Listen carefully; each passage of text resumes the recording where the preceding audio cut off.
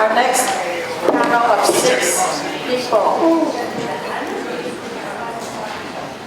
And I really do want people to listen and ask questions of the panel, or the panelists will ask you questions, and make sure we have some responses here, because it's more about our learning as anything else here. Okay, the first person we have is Raymond Tomkins. He was a beneficiary of our Open Admissions program, EOP program.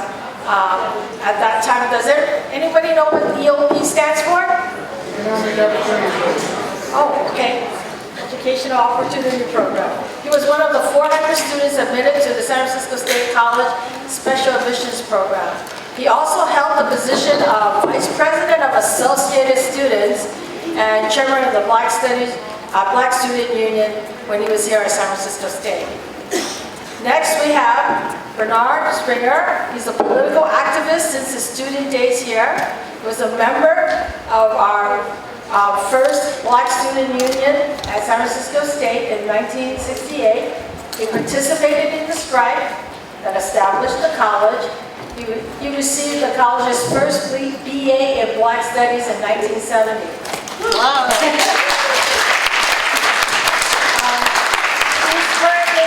Coordinator for the Black Student Union Founders Institute, an associated San Francisco Black alumnus dedicated to empowering youth through education and training. Next, we have Daniel Gonzalez, who was admitted to San Francisco State via, again, the EOP program and PACE.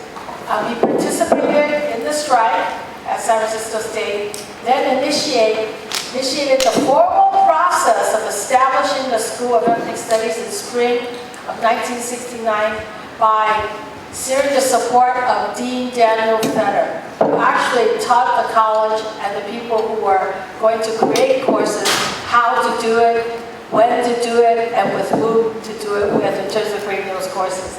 Dan has devoted himself tirelessly to PACE and as a faculty of Asian American Studies for the past 40 plus years at Gonzalez. Next is Shapiro, who was a junior at San Francisco State when the strike broke out. He wrote for the student body funded paper Open Process and took over it as an editor for 6 weeks into the strikes. His book, An End to Silence, co-authored with Bill Barlow and published in 1970, remains the most comprehensive written account of the strike and the events that led up to it. Peter Zeltzer arrived at San Francisco State in the summer of '67. He was a student in the experimental college and also joined the Daily Gator, which is a newspaper back then, as a photographer and writer. He joined SDS and later the Workers' Solidarity Alliance during the strike. He's is presently a labor journalist and videographer and member of the local 39521, and has done it with Daddy Glover. Last but not least, Dr. Ramona Tascoe. She was a graduate in 1970 of San Francisco State University. She was a triple major student in political science, sociology, and psychology. Dr. Tascoe was actively involved in the historic San Francisco State strike, shared service as BSU's office manager, a member of the BSU Presidium, was the first student arrested on November 6th of 1968, and ultimately participated in the strike settlement negotiations in 1969. She is a physician graduate of UCSF School of Medicine, an ordained minister, and the president of the UCSF Medical Alumni Association. Let's give them all a big hand.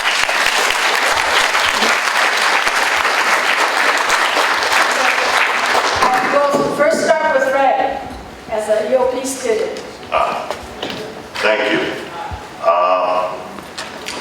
Also like Ramona, I'm a triple major. I started out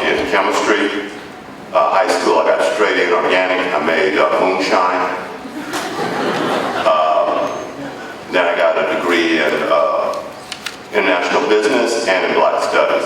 Also, I hold the third to the last grade single subject teaching credential in Black Studies, as well as a master's in master's equivalency in ethnic studies, and a master's also in education and counting. I'm going to talk about the curriculum and historical context from it.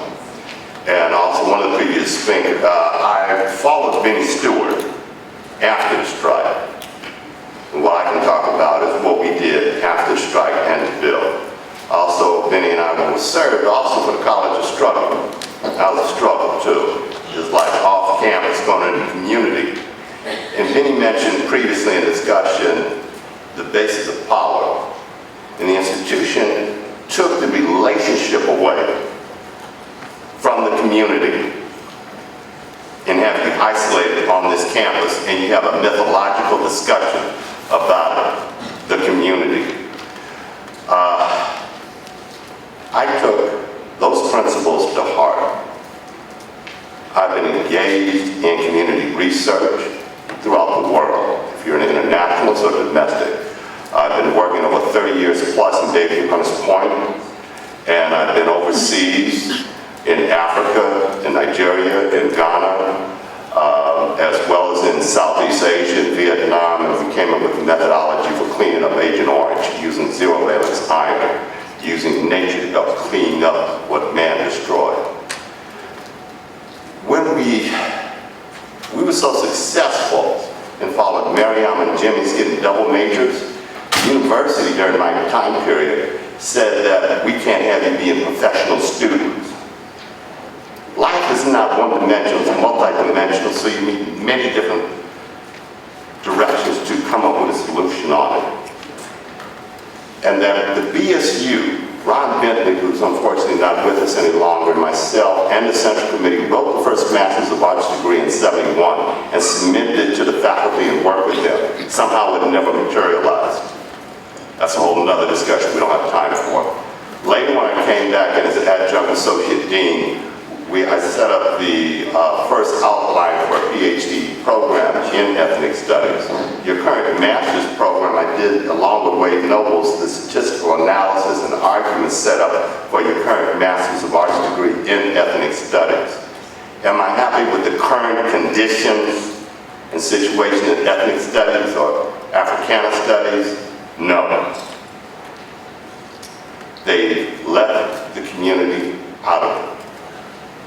As George Wu was talking about in our meetings, our basic thing is, why are you here? To go get a job in corporate America and to sell your people out? To forget all the sacrifices people made? Not us, your grandparents, your parents before them, those who died. The reason why my family is here today in California, they were hanging all the black males in Louisiana when the hurricane came through. They were sharecroppers. That's why we're in California before the war. You're going to turn your back on them and what they sacrificed because you out here getting a degree? I have the news for you. You're going to run into a nightmare. Racism is well in America. Just because you have a degree don't mean you're insulated. It gives you additional tools to fight with for justice. Not for you to turn your back on it.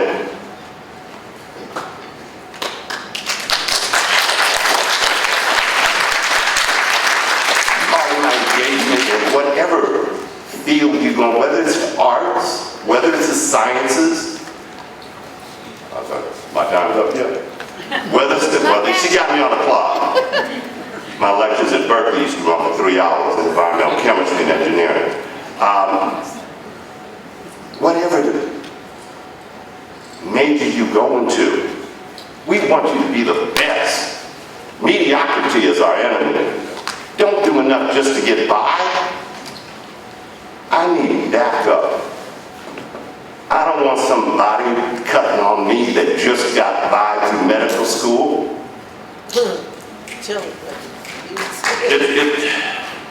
When I gave my lecture on genetic variance and population risk assessment in '95 at CDC, do you realize the medical model for risk assessment in your drugs is a 35-year-old white male.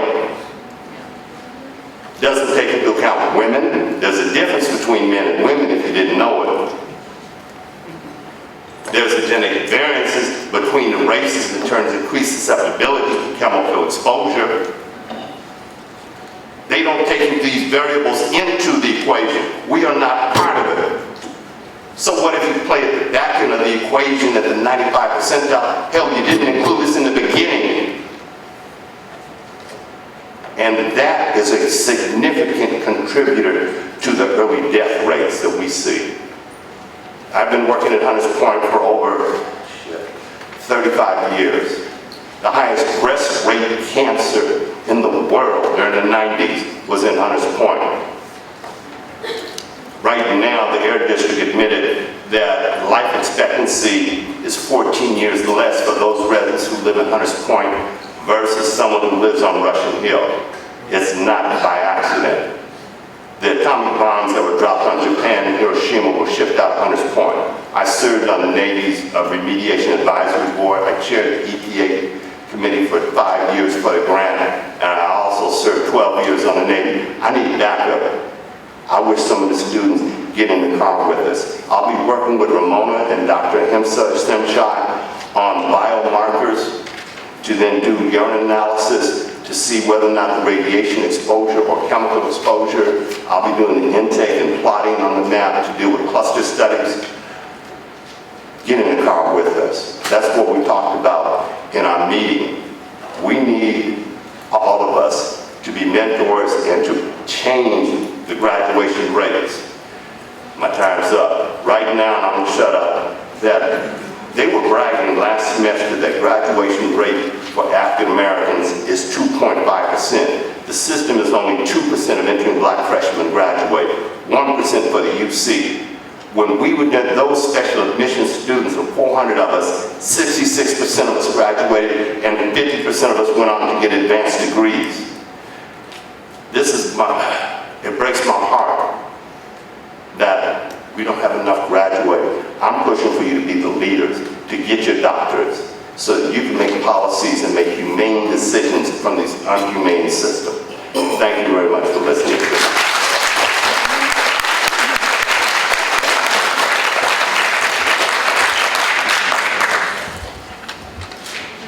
Okay, I'm Bernard Stringer, and as you said, I was the first graduate of Black Studies. I had something else laid out, but the other panels have covered all of it, and there's no use me going back. So we're talking about, I want to talk about the strike and then after the strike. There were 3 principles in the strike. End racism, to gain self-determination for third world people, and seize your power through revolutionary principles. And the revolutionary principles, I think, really got us. And I'll explain that a little bit. When I went to a Black Studies class the first year, every class had a community component. We talked about theory is the classroom and the community is practice. And I'm having a problem with where Black Studies has transitioned to.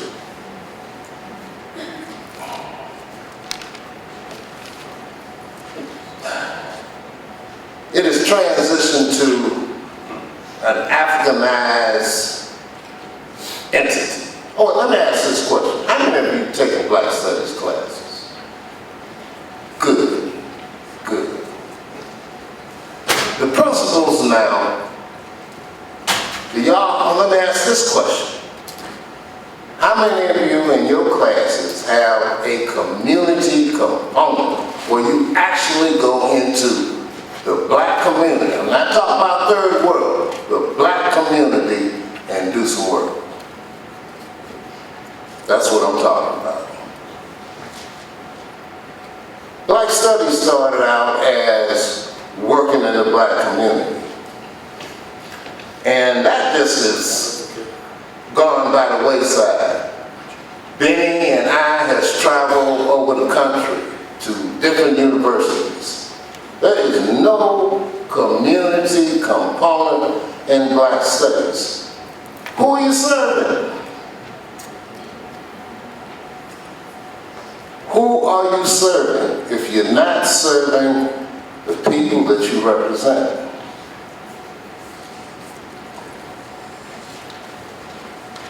Our first year after the strike ended,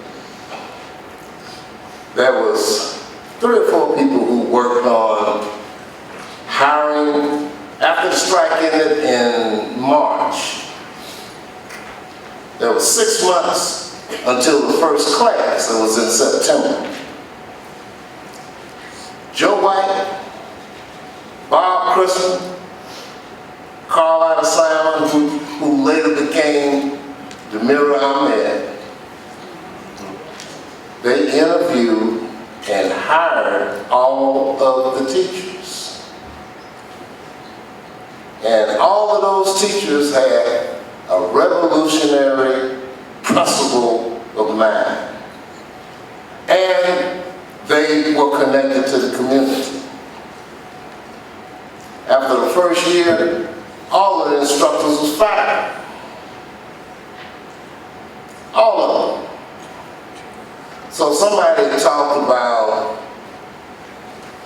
you know, what happened when you have the first year and the people are gone. So after the first year, all of us were gone who were involved in the creation of Black Studies. A couple of years after that, it became Africana Studies, not only here, but all over the country. And I heard the conversation about Latino studies. They took all ours away. And what happened was, when you went to Africana Studies, you sort of diluted the community connection, the dilution factor. And I think that really hurt the whole principle of Black Studies. I really believe that. Already. I'm gonna give y'all the experience I had. I come out here and met with Christine Harris. I think she worked with Montero. So I was just sitting there talking with her. I said, you know, I was the first graduate in Black Studies. She said, oh, no, that's somebody else. I said, white folks feed good records. She jumped on the computer, and in 4 or 5 minutes, she looked back at me and said, you're absolutely correct. Why was that? That's the question I asked. Why was that? Well, Carlotta Simon had a real good clue. This was what she said. And she said it in a book that Kitty Epstein and Kitty she's the principal on the book, but my name is on it too. She says the politicals was pushed out and the culturals continued on. We were very political. All these people you see have talked today were very political. They were not cultural. They were revolutionaries. They was about changing education. That's what they were about. But Ford,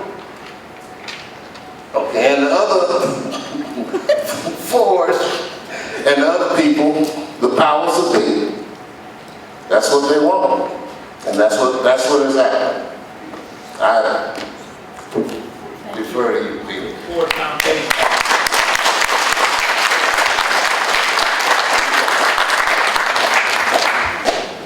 One thing I want to say before I do my prepared draft, is just I want to do a shout out to the faculty who lost their jobs as a result of the strike. I don't think I realized at the time what a huge sacrifice they made, bigger than a lot of us who made strikes. One of them was here until a few minutes ago, Anatole Anton. I wanted to have to give him a shout out. He was studying in the philosophy department. He was the guy who taught me my Marxism, basically. And he bounced from one community college job to another, for about a dozen years while he was trying to raise a family before he was finally hired back. And his old colleagues, his old tenured colleagues, finally got the chair of the philosophy department. And I wrote him a letter saying, glad to hear it. I'll bet Hayakawa was rolling over in his grave if the worms haven't eaten it already. So I want to talk about something that's been mentioned earlier in the day. I'll go into it maybe a little bit more detail. But let me start off by reading something that was in the last Sunday's New York Times book review. If I can read it. Until recently, the funding gap between our state colleges and our elite schools was fairly modest. But since 1990, that gap has exploded, so that elite colleges may have an endowment dollars per student ratio of more than $1 million, compared with less than $35,000 per student at a typical college. Since 2008, state legislatures have cut approximately $14 billion in funding from public universities, or approximately 20%. These schools make up the difference with tuition hikes, which forces them to compete with one another for the small slice of wealthy out-of-state students who can pay double or triple fare. This is higher education reduced to free market principles, a world in which universities behave more like businesses than schools, pursuing customers rather than students. So that's the introduction to what I'm about to read. During the first month of the strike, when the college administration, before Hayakawa took over, when the college administration was still trying to maintain at least a pretense of giving BSU and TWLF demands a fair hearing, classes were suspended for a college-wide convocation. Strike leaders effectively used the opportunity to explain the 15 demands and rally mass support. During the entire convocation, I don't recall any administration spokesperson actually arguing that the demands are unjustified. Instead, what we heard over and over and over again was, we can't afford it. The college is $750,000 in debt. Well, some of us started to wonder what was behind all that. A bit of investigation revealed that the state college's budget woes were the direct result of the state's master plan for higher education, which Connell Persico referred to this morning. The master plan was adopted in 1960 with great hoopla under Democratic Governor Pat Brown, Jerry's old man. He was promoted as an ambitious, progressive move toward accessible higher education. In reality, it was a sophisticated exercise in belt tightening. It sought to blunt growing public demand for college access by creating a three-tiered system of public colleges and universities. Its defining feature was that the less money your parents had, the less money the state of California would spend on your college education. Jacked up entrance requirements, another thinly veiled attempt to economize, had the effect of largely excluding students of color. Black students made up 12% of the SF state student body when the master plan was first adopted. This was roughly equivalent to the African-American population of San Francisco at the time. 8 years later, the numbers had fallen to 3%. This is what prompted what may have been the most revolutionary of the 15 demands, that all students of color seeking admission to San Francisco State be admitted. On the eve of the strike, George Murray said, there are 4.5 million black and brown people in California. They all pay taxes to support this school, but none of those taxes go to black and brown people. The crackers still have the right to decide how many black and brown people will come into this school and how many will not. Well, this is one demand we did not win, and as a result, we're still dealing with today. Outright discrimination is no longer fashionable. The college has become more inaccessible than ever. When I was a student here, I paid $125 a semester tuition. Today, it's over $7,000, and the college website advises prospective students to budget $27,000 a year to cover their living and schooling expenses. Instead of taxpayer dollars, San Francisco State depends more and more on corporate largesse and tuition so exorbitant that tuitions leave this place drowning in debt. A lot of people blame this on Proposition 13, the draconian property tax initiative that passed in 1978. Proposition 13 was supposed to provide tax relief to hard-pressed homeowners, but its main beneficiaries were large owners of business property, and its main impact was a massive shift of the tax burden off of business and onto the rest of us. It has also made it next to impossible for the state legislature to generate new sources of income to pay for education or other needed services. California used to spend more on education per capita than any other state. Now it ranks 44th in the nation. The toxic effects are obvious. This past year saw major teacher strikes in Oakland and Los Angeles, and growing anger at the way our public schools and colleges are being stripped of resources and forced to accept ever higher levels of direct corporate control as the price of solvency. But I think the strike itself offers evidence that this problem did not start with Proposition 13. It reflects a long-standing struggle for political power in the state, one that determines how the state government is financed, how our tax dollars will be spent, and whose interests will be served by those decisions. During the strike, we chanted education is a right. People are still chanting it. Outrage over the funding of public education has prompted an initiative on next year's ballot that will close the corporate tax loophole in Proposition 13. Right now, Walmart and Walt Disney are paying pretty much the same taxes they paid 40 years ago. The rest of us continue to pay through the nose. This ballot measure is called the Schools and Communities First Initiative. It aims to change that, and I hope everyone here will seriously consider doing what they can to make sure it passes. But I also hope we don't forget George Murray's words. This is not just about tax reform. It is about changing the basic power relations in the state and in our country. Until we resolve that issue, we're going to have to keep fighting the same battles over and over again. For me, that's really the unfinished business of the strike.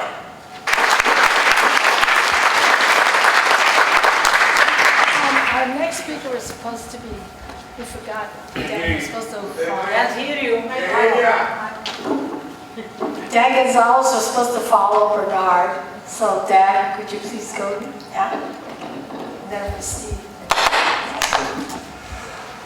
The work of designing the curriculum for third world studies began well before the settlement of the strike. There was already anticipation that the strike would be settled. Hayakawa had convened a 7-person select committee that was meeting at Franklin Brandt's old house, to the server, which I bought from his widow in 1980.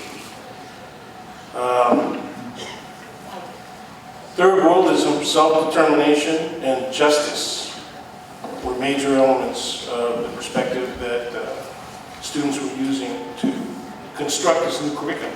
Never happened before. As we were looking through existing material, what we discovered was everything was colonial. What material was available, particularly on former colonies of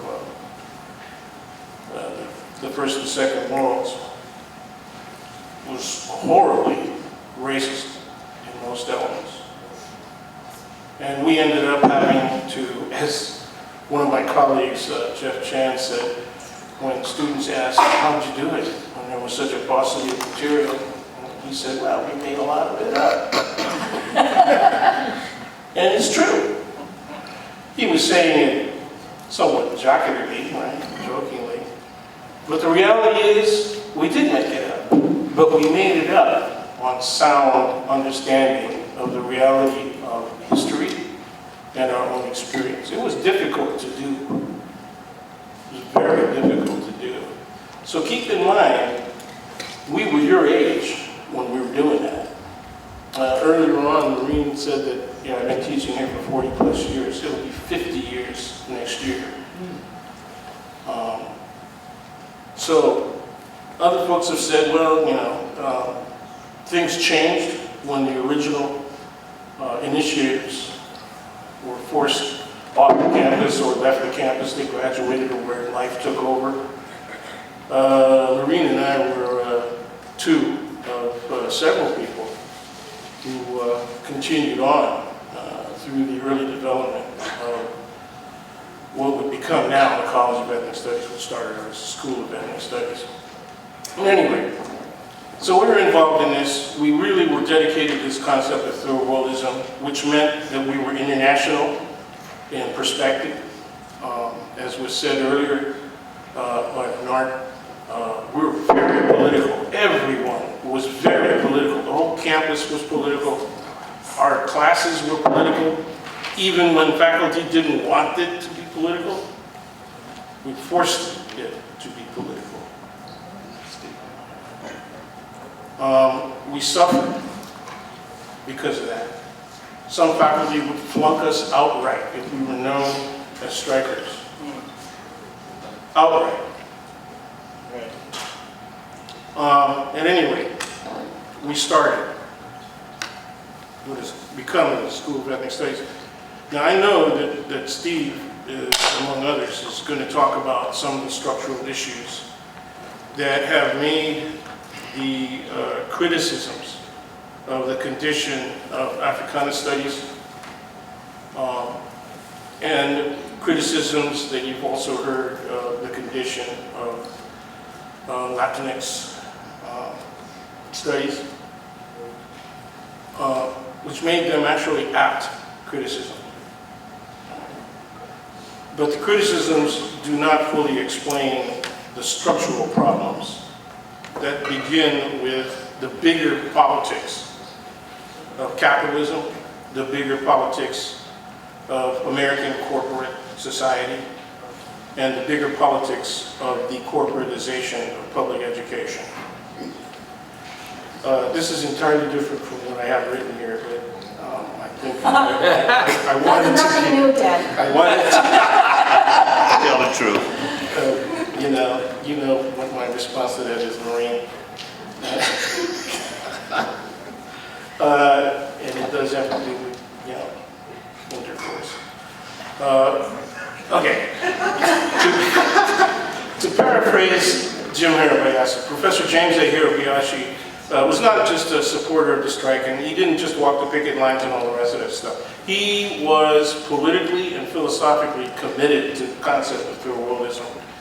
And he said several times, personally and also in writing, and at the first National Conference on Ethnic Studies, which happened in Seattle at the University of Washington in 1974. I still use his article, his speech, in my classes. And he said that ethnic studies as practiced at SF State must be regularly evaluated in the light of its founding values, principles, and goals. We haven't done that. Not everybody. Okay. So here are the lessons, at least for me. When the second biggest threat, or the biggest threat, but it was the second threat to the existence, the existential threat to the existence of ethnic studies, came in the form of a change to the general studies program into the general education program, which occurred over a period of about 1976 to 1981. I was just out of law school. There was this thing that Dean Philip McGee had developed, and that was the Third World Council. Now notice, this is years after we had been misnomered ethnic studies, and he still called it the Third World Council. Everybody who was on any committee of anything, representing any department, any program, any project of the school, not yet college, of ethnic studies, sat on that council. And we met minimally once a month, and during times of stress, weekly. Because of the change in the general studies program, we were really threatened by being wiped out because we could not attract students to our courses as graduation requirements, satisfying graduation requirements. I made that argument in '78, and my reward was I got elected to the Academic Senate to represent the College of Ethnic Studies.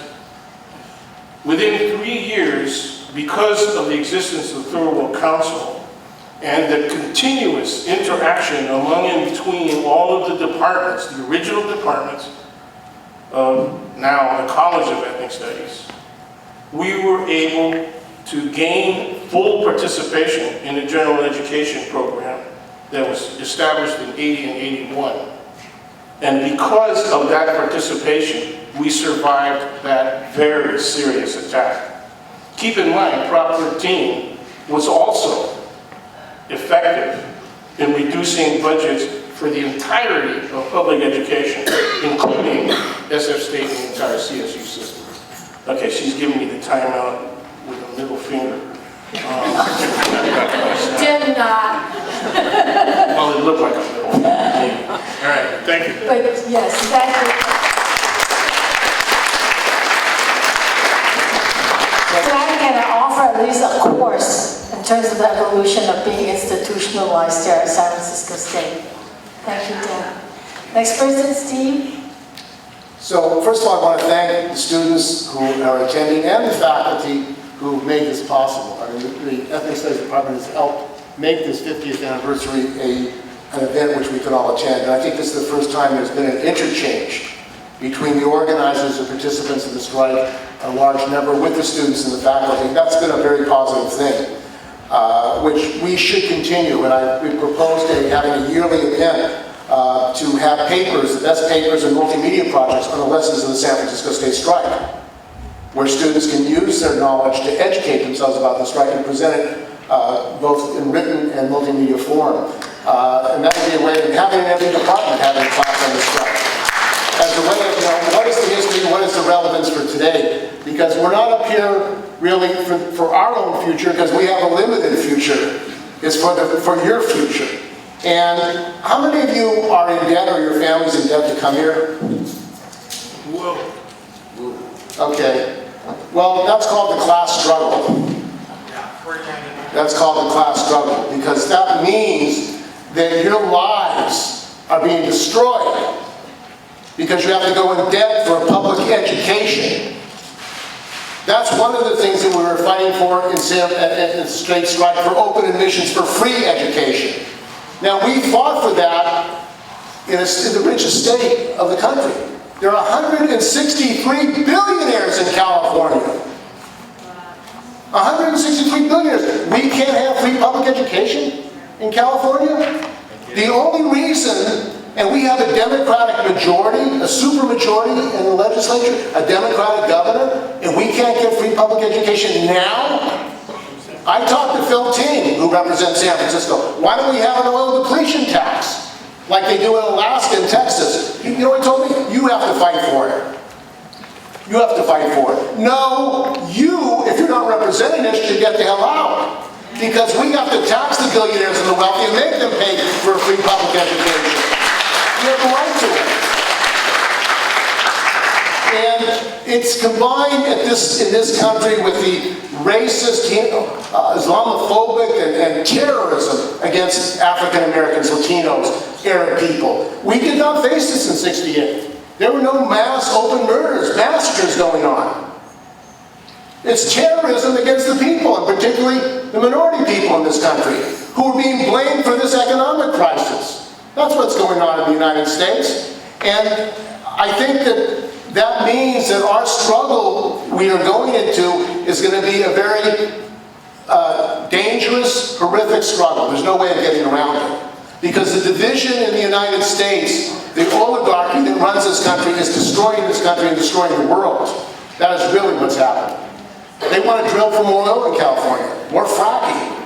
They want to do that all over the world. And the people in this country, and this is my view, we have to stop it. The people have to stop it. It's not going to be the politicians. It's not going to be elections. It's going to be a mass movement of people. We, the people of San Francisco State, the students, the community, and the unions, won some partial demands of this strike. It was by mobilization. It was by fighting the Democrats and the politicians and the Republicans and Reagan, who made his career attacking us here at San Francisco State 50 years ago. That's one of the reasons he became president, because of his attack on us, the students, who were fighting for a third world department and open admissions.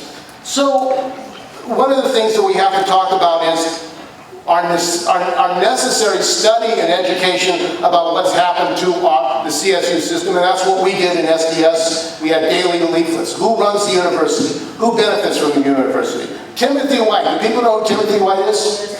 Okay, he's the chancellor. He is the guy that, for example, made an executive order saying that to change the curriculum without consultation of the faculty. Is this a dictator or what? See, they're changing the structure. He also hid $1.5 billion. There was, where did it go? He hid it while they were raising fees for the students here. While they're raising student fees and going to parking your car. So where is the outcry? And this is the problem of organization. This guy should be gone. This Timothy White and his cabal, his cronies need to be thrown out. They're corrupt. They hit $1.5 billion. It's not unique. They did the same thing in UC. The president of the university hid money. Why did they hide money? Because they want to privatize. They want to corporatize the school. They want to make it impossible for working class students to go to college. And to borrow money to go to school means you're being popularized. It means when you graduate, you're in debt the rest of your life. And what are you faced with? Temporary jobs. The gig economy. That's what more and more people face. Adjuncts. The adjuncts. I covered the CSU negotiations with the CFA, and adjuncts were saying they could not even pay their student loans back. They have trouble living. These are adjuncts at CSU. What the hell is going on when we can't pay our faculty a living wage, much less the students and the others? This is really what's going on, and this is why there needs to be an serious education program about the privatization and corporatization of the university, the attack on curricula, the extensions that they're doing. They want to have market rate for new classes, and you have to pay market rate in these studies. That's what they want. So these issues can be resolved, and as a matter of fact, they will be resolved, because behind what is happening now is that this country is heading for a major war. And the Trump administration and the conflicts that we're facing now are going to lead to major confrontations. The strike of the General Motors workers, the workers in this country are fed up with the conditions, and they want a future, and young people want a future. We have to start organizing, educating ourselves, and do what we did in '68, and we can do it. We have the power. Thank you.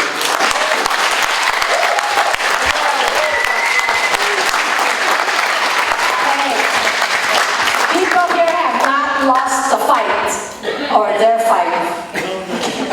Dr. Tascoe? Thank you. How much time do I have? 6 minutes. First of all, good evening to all of you. I want to say on a negative note that I am very disappointed that there has not been an African American woman on this stage until now, today. Secondly, I want all of you who are concerned about that to be clear that African American women were present. We were vocal, but we were experiencing a phase in our own culture in which the brothers led, and we chose out of our infinite wisdom not to make our issues the priority, but we worked hard. I was the first student arrested, and there were several other African American women who were arrested as well. I am a medical doctor. I've been a physician for 42 years. I'm a graduate, an honors graduate of UCSF School of Medicine. My specialty is internal medicine. That is building upon a triple major at San Francisco State. Those dots were connected for me when I made the decision to go to medical school. Political science, sociology, psychology were the pathway for my activism to have teeth. I wanted to know what the issues were, and I wanted to fight for those who were marginalized. I didn't want anyone else to experience what I had experienced as a Negro girl growing up in to San Francisco, having arrived here from Baton Rouge, Louisiana. I didn't want to assimilate. So when I came to San Francisco State, I was ready for what the BSU and TWLF had to offer. But it wasn't enough.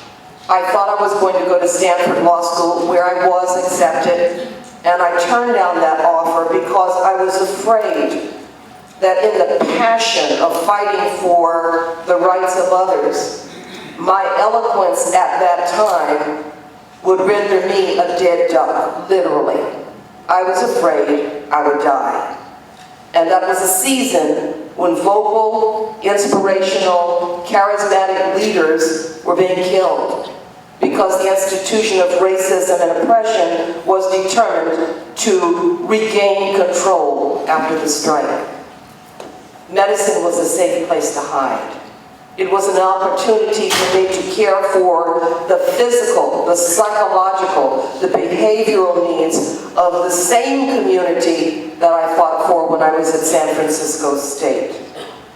42 years later, today, I'm still fighting, not just for the people in San Francisco, State of California, United States of America, Western Hemisphere, Europe, but Africa, Asia, India, Haiti, Caribbean.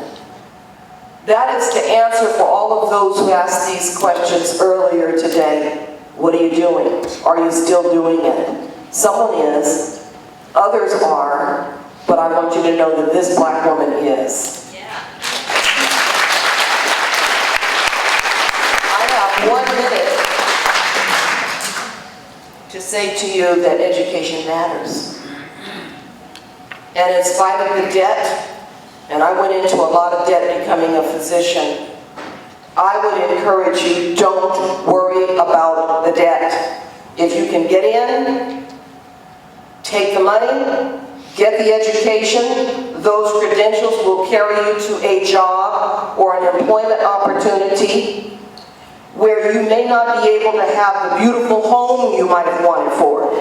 You may not be able to acquire the Lexus or the Mercedes or whatever fanciful thing you had hungered for in your younger years, but you'll be able to take care of yourself, your family, because FICO does not control that.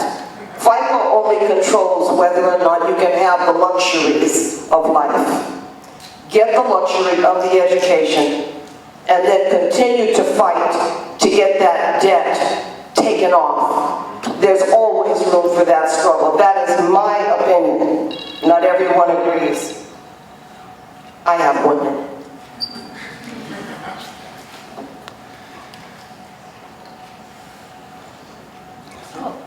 The '68 strike, like Studies Third World, was firmly rooted in the issues of race, whether it was black, brown, yellow, or red. We were not looking at Arab and Muslim studies at that time. That was not our target audience. We came into that struggle hurting, damaged, still trying to recover from it. We had come from a civil rights movement in which we were taught peace, not fighting, passive resistance. We would not even fight for ourselves other than a passive role. So when Arab studies came to San Francisco State, number one, it came what I perceived to be ill-timed and ill-planned. I'm glad you're here. I welcome you, but I think it's unfair to imply or suggest that African Americans fail to welcome and respond to your needs. We still have not adequately responded to our own. We love you, and we want you to succeed. And when we are able, we will give you all that we can give, because we are all in it together.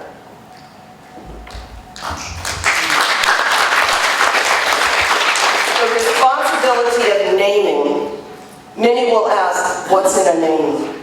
A lot is in a name.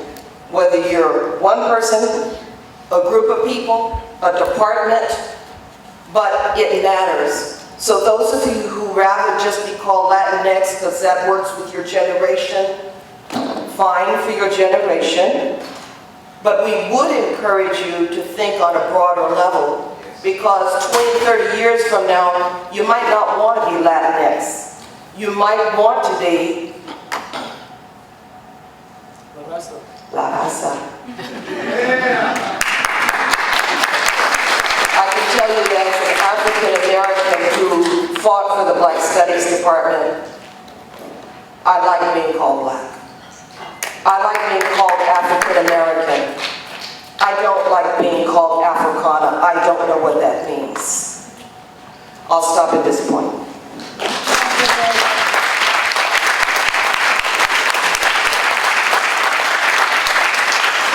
Before we go into questions, I'd just like to say thank this panel for the wisdom and also the reflections. And it's very obvious to me that all of us who went through the strike, it left such a deep commitment in terms of how we led our lives after the strike. And with that trajectory, I think Dr. Tascoe had some very good questions to ask you today, so give us some feedback. Because we're hoping, well, I'm not going to answer the question for you, but Dr. Tascoe, would you like to ask one of your questions? I thought that was pretty revealing, especially the first one. The first question is, and we want you to rush to the mic and fight for the mic. We don't want to try to answer your questions for you, please. How does the College of Ethnic Studies meet your career needs? Whether they are your personal growth needs or your need to be healed? Does it meet your need for knowledge expansion?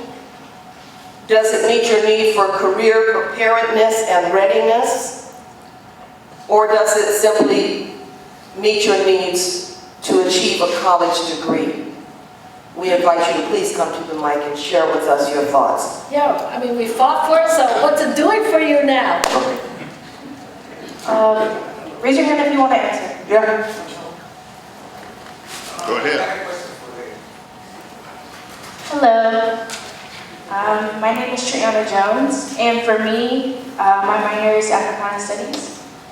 My parents were born in Oakland, and they grew up and graduated during the 70s, so they experienced reading Malcolm X in school and being around the Black Panthers at that time. Me, on the other hand, we moved to Castro Valley. So I grew up K through 12, or 5th grade on, in a predominantly white and Asian, but predominantly white community and school system. So I did not get to learn about myself in school, and I was not surrounded by people that looked like me. So ethnic studies in the Africana Studies department to me meant me learning about myself. Yes, it's later than I wanted to. I would have preferred to learn that earlier on, growing up in school and at home. I learned some things, but learning that in college allowed me to learn more, and I still have a long way to go, but it gave me some more of what I needed in terms of knowing about my history and where I come from. But I'm a long way from knowing enough and still working on it. Thank you. Focus on like history, but you also focus on the psychology of it, or what other, because the art, right, the musical.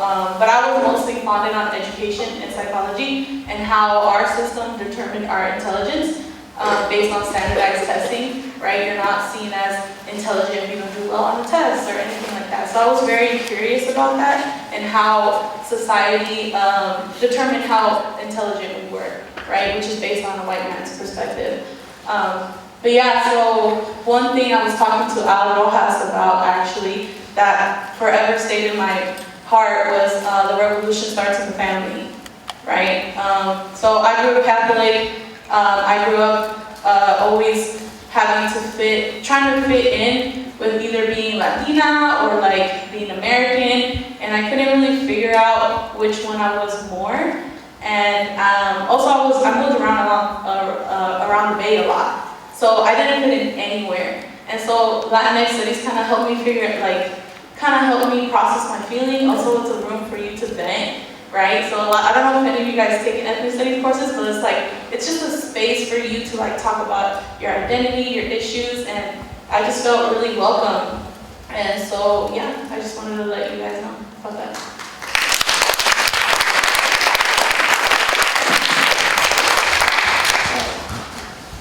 My name is Andrew Balky. I'm a second year in the master's program in the College of Ethnic Studies. And to answer your question, Ms. Tascoe, I think it's done. It's done a plethora of things. For me, in my own experience, since I was 12 years old, ethnic studies has been pivotal in my life, where I've had multiple mentors in my life that reflected many of the communities that the strikers represented.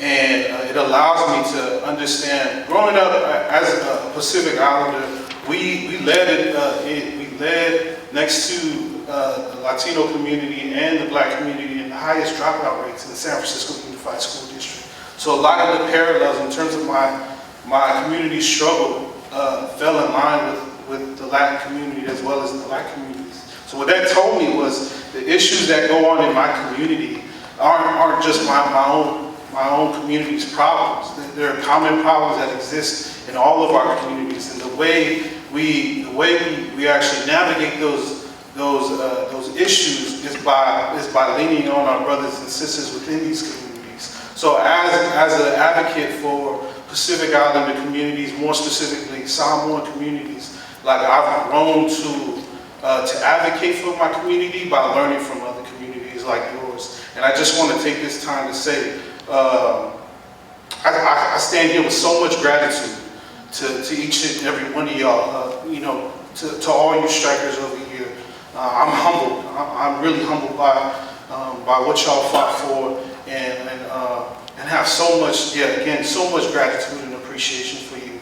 And that's what I'm leading with in terms of how I work with my community, is understanding that our struggle aren't our own struggle. It's a collective struggle, and that's what you all have been telling us throughout this whole day. And I just want to say thank you all.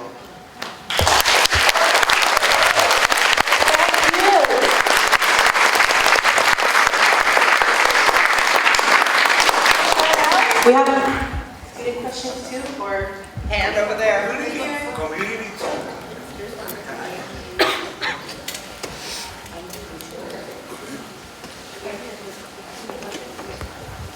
Hi, I'm Celine, I'm a senior here.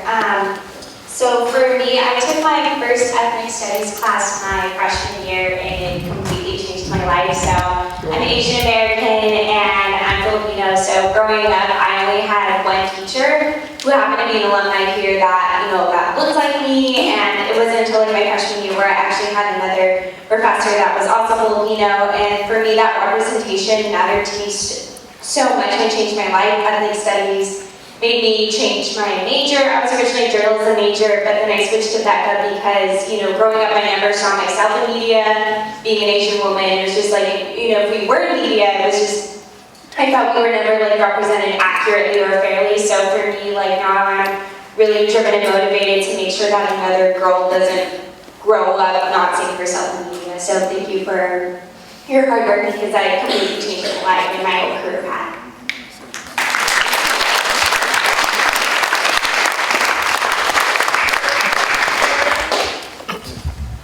Where's it? I got the mic right here. Can I answer the question?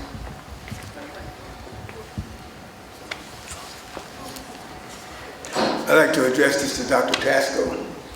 When we spoke about the third world, in my geographic memory, in my lessons I learned, I think the people of the Muslim, Palestinian, all people are part of the third world. In fact, we included them, but the fact is, basically we had Iranians. I remember going down into jail down there in Butchcart, there was a lot of Iranians down there. So mostly it was Iranians. There was one dude from Kuwait, one from Saudi Arabia, and a few more. But the thing is, we talk about the third world. Now, in 2006, Dr. Abadi was recruited by the College of Ethnic Studies in Michigan. She quit a job in Michigan to come back here to put together Ahmed. So basically, it was a part of the whole process. And as far as I'm concerned, at this particular time in history, we definitely need Ahmed.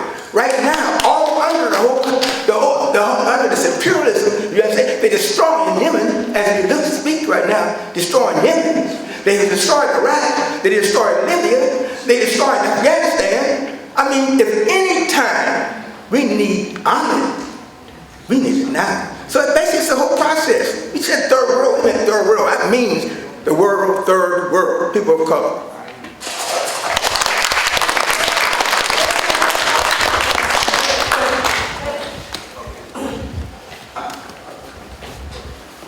Hello. I'm a product of the student movement in the Caribbean, in Puerto Rico. I'm younger than you guys, a little bit older than them. And I'm a member of the community right here. I just want to point out a couple of things. A couple of you talk about liberation of, the third world, anti-war, and all these things. How do you measure today that unfortunately a lot of people of the 60s have supported candidates right now that support war? Democrats like Obama was the deportation in chief. One of his first acts was to attack Libya. He supported the overthrow of the government of Manuel Zelaya in Honduras. And actually, one of the saviors of the crowd right now, Bernie Sanders, voted in favor of a resolution of the siege of Gaza in 2014, and he supported the bombing of Yugoslavia also, and supports the building of the super fighter F-35 bomber. He voted for that project. In the 60s, people like you would have never supported a war candidate, or anybody that would have supported intervention like these Democratic Party candidates have. So what's happened since then? Right now we have lost that conscientiousness about being really anti-war by principle and not supporting anyone that supports military budgets or supports intervention anywhere, like Jimmy Carter has done, Obama has done, Bill Clinton actually signed into law the Immigration Reform Act, the death penalty and effective death penalty Act, and Terrorism Act of '94. I mean, all these are Democratic Party candidates, and even people from the 60s have supported these people. So how can you, what can we do? I mean, should we support an independent movement, build an independent movement outside of the Democratic Party that is a party of war and the capitalists? I have a very brief response to that. First of all, thank you for your observation and your comment, and I validate, yes. I don't think that there's anything terribly inaccurate about what you said. After the strike 50 years ago, there was a backlash. There was a repression. Student leaders were either thrown in jail or we were driven underground. And we were replaced with those who were more modest or conservative in their thinking. You've already heard to some extent that we, as veterans, were not even allowed to participate actively in the raising of the baby that we gave birth to. We didn't change a diaper. We didn't clean any poop. All we got to do was hear about it through the grapevine. And when we did have a brief moment of activity with the College of Ethnic Studies, it was muted quickly by S.I. Hayakawa, because it was clear that we were trying to bring in a curriculum and a strategy that would continue to advance the struggle that was laid foundation to during the strike. So I think what you're looking at right now is people of color coming alive. I think that even though that the College of Ethnic Studies is not perfect, there are many things that our students have learned. They have become more empowered. They may not be moving as activists in the way that we did 50 years ago, but I do believe that we have planted a seed and it's growing. And they're staying woke. They're paying attention to the world around them. And the time for them to come forward and do something is imminent. So I don't despair, and I would encourage you not to. But we don't have much time. But I can change on board. Okay, Steve, did you? Yeah, I mean, look, all we have to do is look at California. You don't have to go anyplace else in the world. As I said earlier, we have the greatest wealth in the world in California, yet we have people living in poverty. These students are in RVs or homeless. That doesn't have to be. That doesn't have to be. But frankly, and I agree with the speaker, the Democratic Party supports the billionaires. California has a $21 billion surplus. $21 billion surplus. They refuse to make the billionaires pay. That means the only way it's going to change, as we changed in '68, is by organizing, by educating, and building a movement. There is no mass movement in California or this country. We have to build a mass movement. The strike in '68 did not come out of nothing. There were organizers who came here, as we heard about today, from all over the country, from SNCC, from different organizations to organize. That's part of what made the strike successful. We have to do the same thing today. There is no way of getting around organizing and educating. And the fact of the matter is, I've been involved with Ray in the struggle at Hunters Point Bayview, the poisoning, the radiation sickness that the African American and Samoan community have here, who live in that community. And what is happening now is the Democratic politicians, Nancy Pelosi, Dianne Feinstein, London Breed, Gavin Newsom, are all interested in building condos on a polluted nuclear radioactive dump site. What is going on? I mean, this is corruption, and this is what's happening in capitalism. And there's corruption everywhere, including in the federal government with Trump, and the Democrats as well. But right here in California, we have the wherewithal, we have the power, if we organize and mobilize and educate ourselves, to transform us. And we have to transform ourselves. Because working class people, working class youth cannot afford to go to the college anymore. They're being priced out. And that's by design.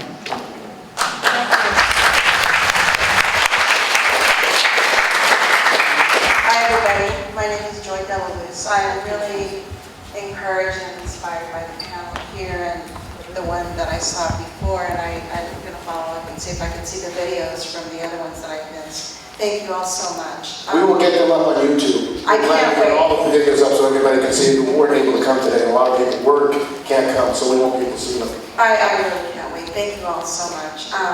Clearly, your panel focuses on health, which is basically murder, identity, which is about life, and finances, which is about student loan.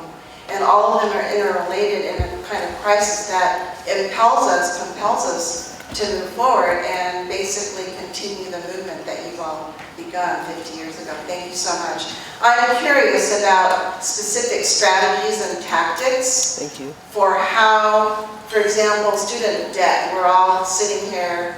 There's the food bank that just started, etc. The rising prices of books, etc.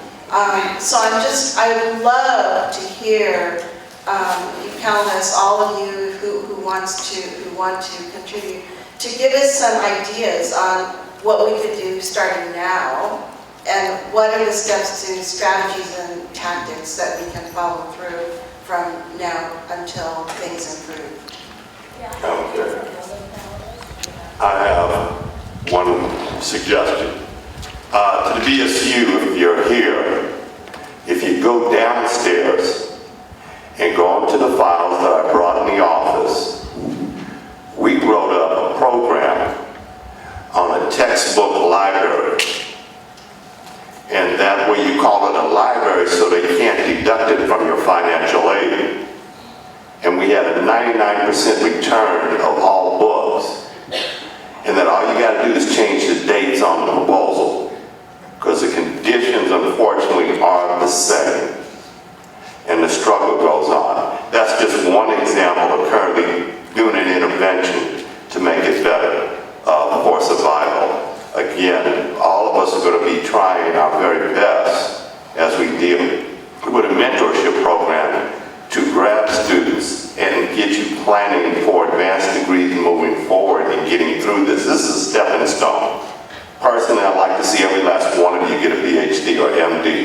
so that you get involved in set policy and direction as well as your political involvement, because I should have been in Hunters Point for a 6 o'clock meeting, but I'm here because my compassion is that we desperately want the next generation to come behind us.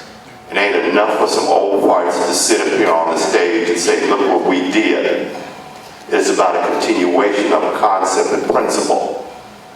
And we need you to step forward in any way we can, as we decided in our meeting. We're here to help because we're a diversity of the human experiences, and that we're reaching out and making sure you come behind us. Thank you. I want to say something. You know, you students have problems. We had problems. Ours is a little different than yours. Black students came out of segregation. Do y'all know what segregation is? Raise your hand if you know what segregation is. Okay, we came out of segregation. We struggled.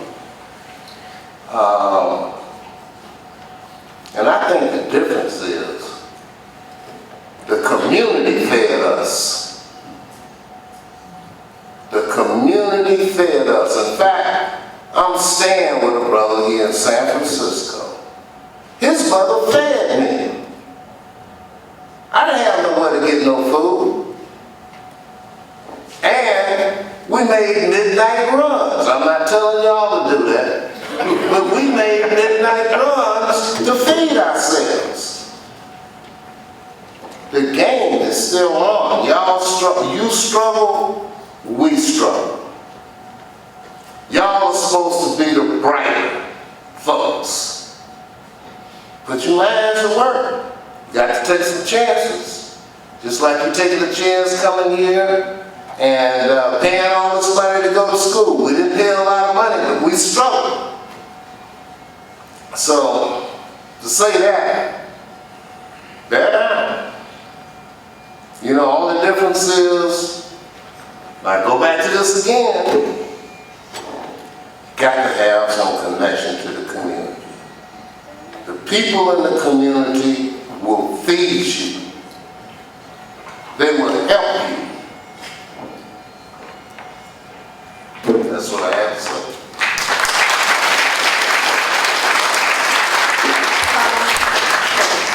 I'm sorry.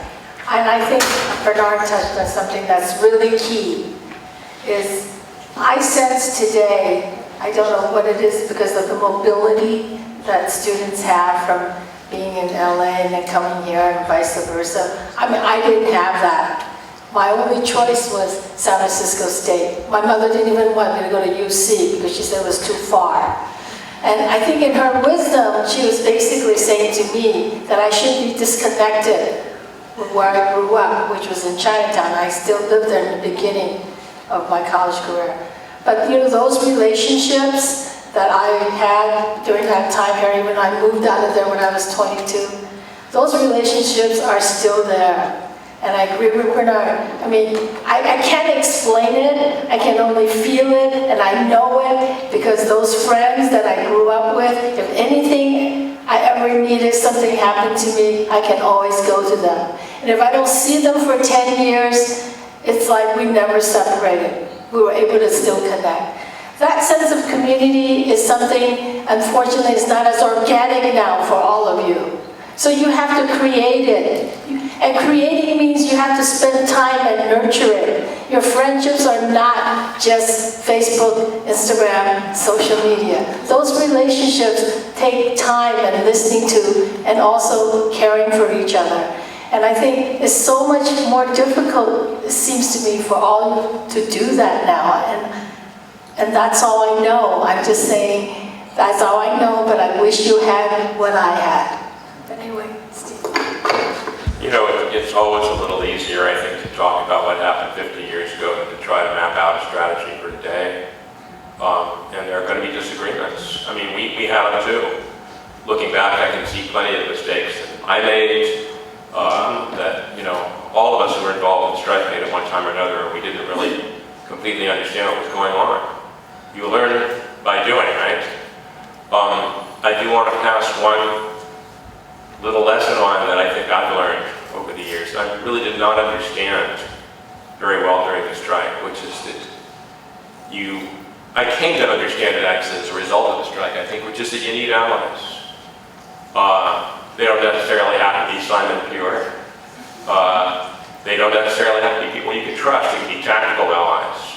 You know, you don't turn your back on them, but if they're willing to be on the same page as you for a given objective, you take advantage of that. You don't turn your back on it because you don't like the people. You have to look for people who are fighting the same enemy that you are and make common cause with them. You don't say just, my agenda is the one that matters, and if I have time, I'll help you out too. You look for allies. I marvel at the fact sometimes that, especially today in the political climate in this country, that you have really thousands of white students who were ready to accept leadership in the BSU and TWLF, who got their heads bashed in by the cops. Some of them did some hard time. A lot of them were even very political when the strike started. And I'm thinking of two photographers for Open Process, the paper I worked for, they weren't political at all. They were film students. They were filming the police confrontations. At the end of the day, the cops dragged them behind the library and literally tortured them for 10 minutes, shoving their nightsticks between their legs and ramming them up and down. Well, the point is, why did they do it? Because it was the right thing to do. And because I think there was a consciousness at that time, because the Vietnam War was going on, that we did have kind of a global connection. We did have some kind of identification with oppressed people wherever they were. And it was just strictly a moral thing, but you don't dismiss that. So that's why I think so many of the speakers up here today have said, well, we were internationalists. When people think about what that means, it means you look for allies, you look for people who are fighting a common enemy.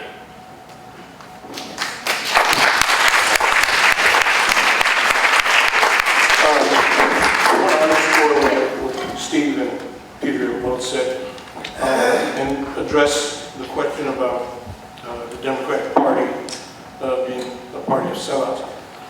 I think you have to look at it on the other side as well. The kind of so-called conservative environment that exists today, which has nothing to do with true conservatism, right? This is really radical stuff that is much closer to fascism. This didn't happen overnight. It started even before the Nixon regime, and you know how that turned out. It only took one term, one presidential term, for everything to turn around, and we got Reagan. Right? We had Carter for 4 years, and then we got Reagan, essentially for 12 years, because after Reagan, there was Bush 1. Okay. When Clinton took office, he moved the Democratic Party to the right. And people call that centrism. It wasn't centrism. Workfare is centrism. Okay? That's punishing the poor. That's doing the work that Republicans have been trying to do for the last 60 years. They want to get rid of Social Security. They want to get rid of Medicare. Okay? They do want to privatize everything. And they started that process with privatizing prisons, which continues today. They changed laws so they could actually put more people in prison for longer periods of time. And that started right here in California. The best changes that have occurred, and they've only occurred within the last 12 years, started to occur as well in California. You got to look at things on a local and on a regional basis. And in California, Republicans almost are nothing. I mean, what are they, about 32% of the legislature at this point? Okay. So there's room for criticism, at least in California, at the state and local levels. That's where you gotta work. In terms of state education, it's part of the system. It's the state that's responsible for education, all the way up to the PhD. Organization among students and among the citizens, generally, right, to fight against tuition. I mean, this was an incremental thing, tuition going up. Right? We complained about it, right, when it went from like $68 to $85 to $114. It stayed at like $114 for years. We complained about it, but we didn't go on strike. I joked about going on strike again. I said, all power. Everybody laughed, but nobody did anything. Okay? When Proposition 13 hit, we knew that they were going to jack up tuition. We knew what it was going to do to public education. Remember when 20% of the local faculty in K through 12 were laid off? Yes. Within 3 years, right, we lost about 20 to 23% of the youngest newly trained faculty. Yeah, because of seniority, right? Exactly. So this started a long time ago, and it's been very effective. So in order to fight it, you have to tell the truth. You have to organize. You have to organize very carefully, and like Peter said, I'm backing up Steve on this, but like Peter said, you got to look for allies. That was actually one of my original points, is that we wouldn't exist without allies. We had allies in the administration, we had allies among other faculty, we even had allies, okay, from people who were critical of the strike. But they were community leaders that believed in the mission of third worldism, the mission of ethnic studies, and they supported us after the strike. Okay? That's what you need now. And the best alliances are among your own, among students first. Okay? When I said, remember, we were your age when we did what we did. It was possible because we had alliances across the board. Okay? Berkeley didn't happen by itself. We knew each other. People from City College came out and supported the strike. People from San Jose State came out and supported the strike. People from it's called Cal East Bay now, but it was Hayward and us, came out and supported the strike. Fresno, all over the state. All of that happened. That's why ethnic studies started happening on a national level. Because there were alliances. Yes. You gotta build that. Laureen, I had my hand up for a bit. I know that I spoke a lot today, but this is the problem of the talking. This is the problem because I'm actually the only faculty member who actually speaks for about 2 billion Muslims, 300 million Arabs, 11.5 million Palestinians. This is a problem. And I actually sit down and I think, do I want to speak up, stand up and speak? Do I want to hold my tongue? Because I want to engage in the conversation. But I also heard something that's very troubling, and I'm actually speaking to you, Dr. Tascoe, Ramona, because we go way back. We've met in 2008, and you actually came to our curriculum discussion, you and Damira, God bless her soul. Remember when we had Dr. Mervat Hakem, who came from Howard University, and she was a professor of Africana Studies, and she came to speak and so on. So actually, I'm really troubled, and I'm going to be as honest with you as you were with me. I'm very, very troubled. Because I don't think justice is divisible. I think we cannot say either blacks, I heard you. I'm going to, okay. I'm not understanding. Okay. I'm hearing the First. The mic is too okay. Is this okay? Yeah. Yeah, well, I'm very saddened by the statement you made, on a personal level. Part of the reason is that I do not think that we should ever pit one struggle against the other. Never, ever. Historically, as Palestinians and Palestinian scholars and advocates, we always resisted. We resisted trying to actually set up the struggle against anti-Semitism with the struggle against Islamophobia, white supremacy, racism, and anything else. So that's one. Secondly, I did not speak about black studies. I actually love black studies and Africana and so on. I'm always supportive, even when people don't agree with each other. So I wasn't speaking about that. I was speaking about 50 years after the strike and 50 years after the College of Ethnic Studies. We can no longer just pat ourselves on the back and be happy with what happened, but to actually expect more, which I think this is the goal of everybody who spoke here today. So I'm not saying I'm not the only one who's saying it. But it really troubles me to say that this was ill-timed to talk about Arab and Muslim studies. It is never ill-timed. Whether you're talking about third wordism. May I ask you why I said that? Let me finish. Because actually I've heard it before, and it's really, and I want to ask you, I want to ask everybody, I want to ask the strikers, I want to ask the College of Ethnic Studies, I want to ask everybody who believes in justice at San Francisco State, if people do not believe that it is time, which I don't know when the time is, because this is the same question we could have asked during segregation, or during the kidnapping, or during genocide. When is the time? When is the time that it's supposed to be? I think it's always the time. Okay. And also historically, even people who were kidnapped from Africa and enslaved and brought here, many people actually were Muslims, which is part of the history is not known. Part of the people who participated in the 68th strike, it's also not known. These are some of the things that we believe we contribute to it. I don't believe that it is not time. But if people here in strikers, if people in the College of Ethnic Studies, if people here actually support that it is not time, I want to know when is the time. And if not the time, maybe we just need to pack up our bags and go set up the program elsewhere. I mean, really, it really feels like... You said you wanted to direct a question to me because of something I said. I did not direct a question. I'm the moderator, ladies. Shh. I think it's only fair, it would only be fair for you to ask me to clarify, because there was something that I said that you were offended by. May I clarify? Thank you. When I said it was ill-timed,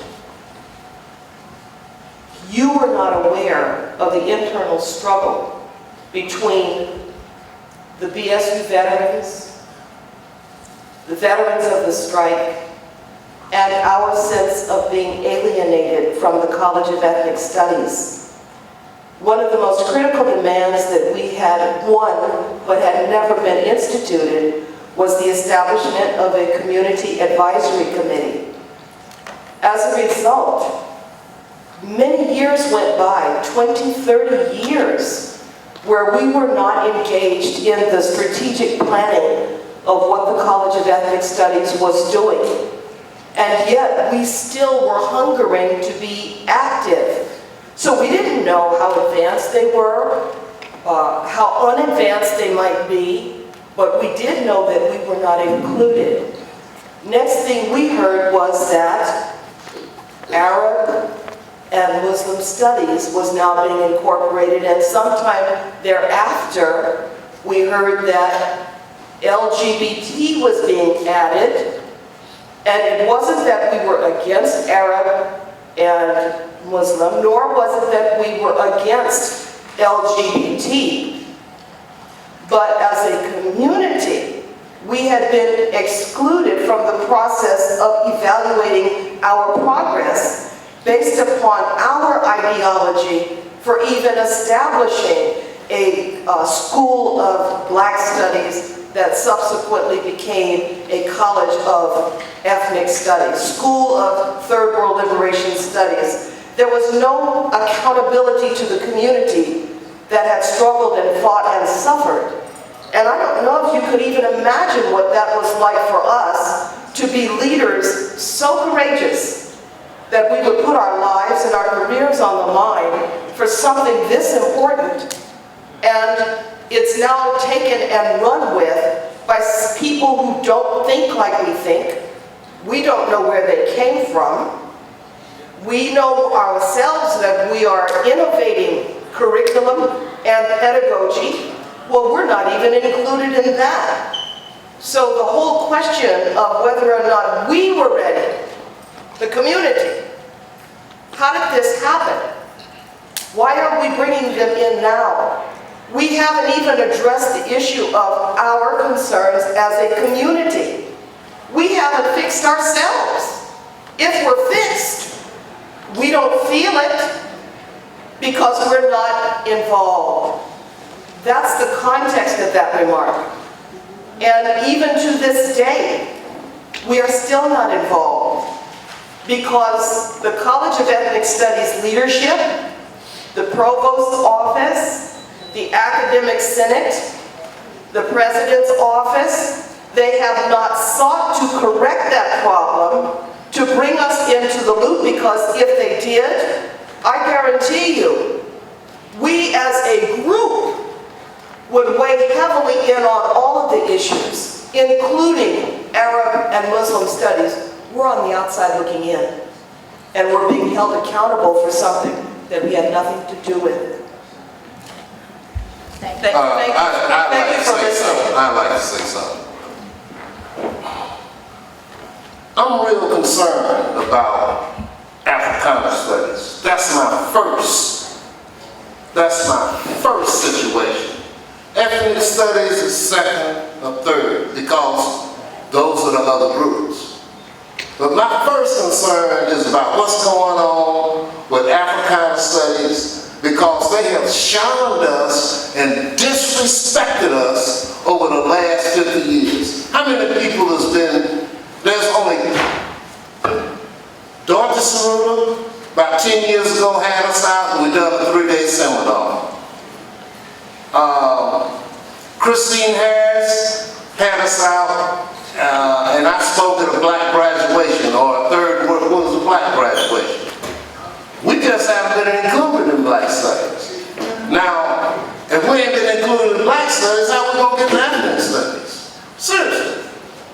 On the real, how we gonna get to ethnic studies? We haven't even been included in black studies. They've drop-kicked us out, and all of those people, all of those professors have made a career and a paycheck off of us. That's right. All the people out there went to jail. All of us suffered. We all suffered. And we got kicked to the curb. That's the truth. And the faculty that is here benefited from our sacrifice. And they've established a pathway of careerism at our expense. That is how we perceive it. We would love to have been actively involved, would still be willing to be actively involved in the most constructive way possible, to the benefit of those who have seen the benefit of the pedagogy and the style of learning that has come uniquely through the College of Ethnic Studies, because that's what we fought for, the innovation of self-determination. Crutch has the right to speak. Crutch has the right to speak. He spent 1.5 years in jail. He got a right. This is addressed to students here and to the panel. I'm very distressed because I think that there's been some misunderstanding about what we were fighting for and what we were standing for. Palestine, Israel, is in Northeast Africa. If you look at the various different plates, you'll see that it is in Northeast Africa. When I was a student here, when I went to prison, I didn't go to jail. I went to vacuum behind this, okay? My life has been changed completely because of San Francisco State. I'm saying that to say that when we talked about third world studies, that we didn't include Palestine and the conflict with the Zionist Israel state. That is not correct. We did. And to say then that it was unfortunate for them to raise their voices at various times or another, I think that's really unfortunate because it's not true. Now, there may have been some of us, I'm trying, we're talking about truth here. There may have been some of us who did not think that the Samoans or the Hawaiians or people from the Aborigines of Australia were not included, but we did. Because there were people of color, there were third world people, there were people who were not represented by the Soviet Union, and they weren't supported by the Western powers. That was the definition of third world people, okay? So I don't want to get into a back and forth on this. But I just want to say that I'm talking about the Black Student Union and the Third World Liberation Front. We fought for people of color, we fought for third world people, and part of that was the Palestinian people, and I would die for that. Thank you. I can see a mass exodus of students now. So let me just say this.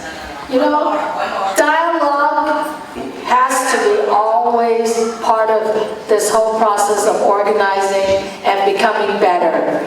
And I firmly support, and I hope students will too if this comes up, is that we do establish a community advisory board of which, or committee of which was supposed to be a strike demand and it never did happen.